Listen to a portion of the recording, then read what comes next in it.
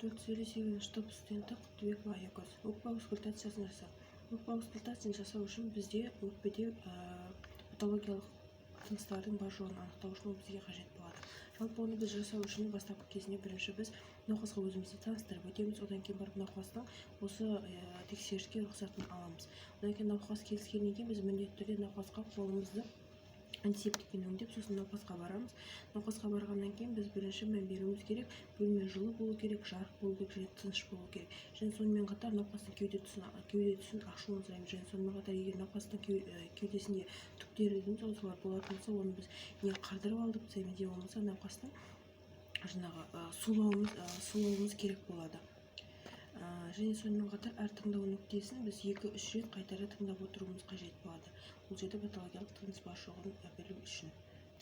Және сонымен қатар біз науқасқа тексеріс жасаған кезінде бірінші науқас дәрігердің оң жағына тұрады, және науқасқа всегда дәрігер өкпенің тексерісін жүргізген кезде всегда оң өкпеден бастайды.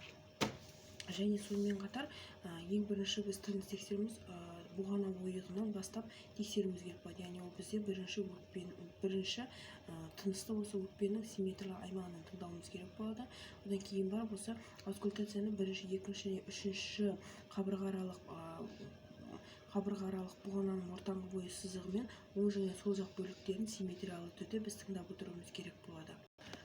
Және сонымен қатар кеуде тұсында сол жаққа аускультация жүрек тұсының 4-ші қабырға аралық тұсына дейін, яғни жүрек ұшына дейінгі аралықта жасалынады.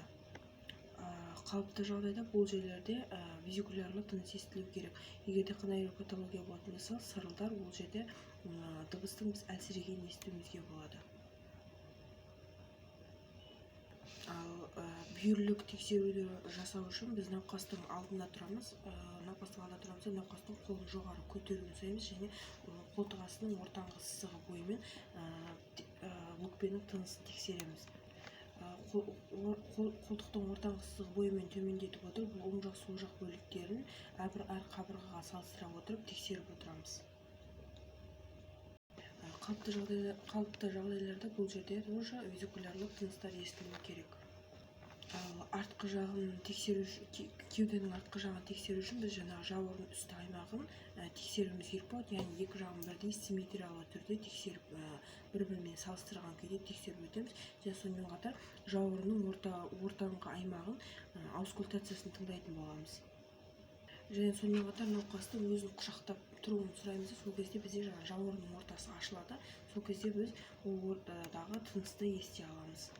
Науқас қолын алдына айқастырған кезде біз осы жауырынның аймақтарын, алдын жоғарғы бөліктерін, ортаңғы бөліктерін бір-бірімен салыстыра отырып біз тексеріп